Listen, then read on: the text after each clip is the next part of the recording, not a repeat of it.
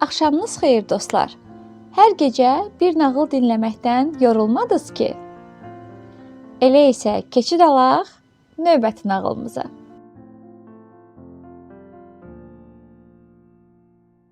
Bu axşamki nağılımız Afrika nağılıdır. Qızıl balıq və ayı adlanır. Bildiyimiz kimi dənizdə yaşayan qızıl balıqlar ilin müəyyən vaxtında kürü tökmək dövrü çatanda içməli su hövzələrinə üst tuturlar. Çayların dənizə tökülən axını boyunca üzüb dərə sularına, dumduru göllərə çatır, orada kürü tökürlər.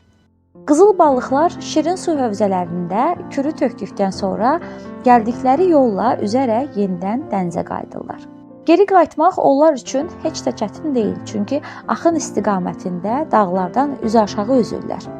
Bu işin çətin tərəfi onların kürü tökəcəyi yerə gəlməyidir. Bu zaman balıqlar dağ çaylarının axınına qarşı üzər, bıçaq kimi iti uclu qayalardan yuxarı tullanar, lazım gəlsə şəlalələri belə aşaraq şirin sulara çatarlar.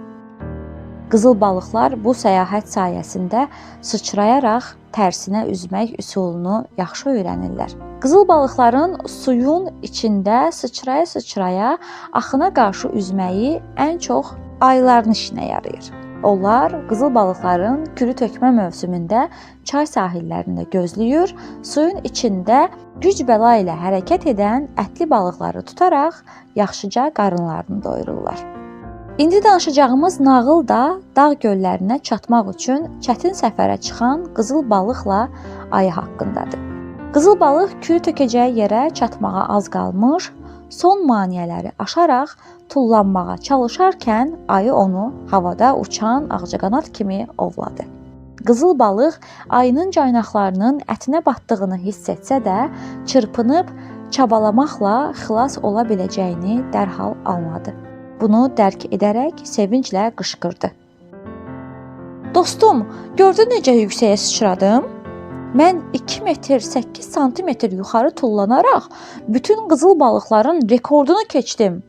Bu ki əladır. Bilirsən, bu rekordu keçənə çox böyük mükafat verilir. Çünki 2 ildir ki, heç bir qızıl balıq bu qədər yüksəyə sıçraya bilmirdi. Mükafat 100 ədəd skumbriya balığı və 2 kiloqram yosun mürəbbəsidir. Bu mükafatı birlikdə ala bilərik, amma mənimlə birlikdə gəlməlisən, çünki bu qədər hədiyyəni mən tək başına suyun altından gətirə bilmərəm. Üzməyi bacarırsanmı? Əlbəttə, ayı buyurdu. O zaman gəl, suyun tərkinə birlikdə enək. Ayı 100 skumbriya balığı və çox sevdiyi mürəbbənin adını eşidib özünü elə itirdi ki, qızıl balıqla birlikdə suyun dibinə baş vurmağa qərar verdi. Bu vaxt iri qızıl balığını da əldən qaçırmaq istəmədiyindən onu da dişlərinin arasında saxladı. Birlikdə suya girsələr də ayının ağzına su dolan kimi istər-istəməz qızıl balığı buraxmaq məcburiyyətində qaldı. Ayı boğulmaqdan özünü güc bala ilə qurtardı.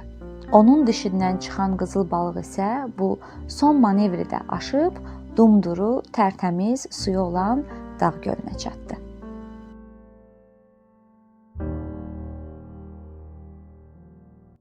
Bu axşamki nağılımızın da beləcə sonuna gəldik. Növbəti axşam yeni bir nağılla qarşınıza gələcəyik. Amma siz hansı nağılı dinləmək istəyirsinizsə, mütləq şərhlərdə bizimlə bölüşün.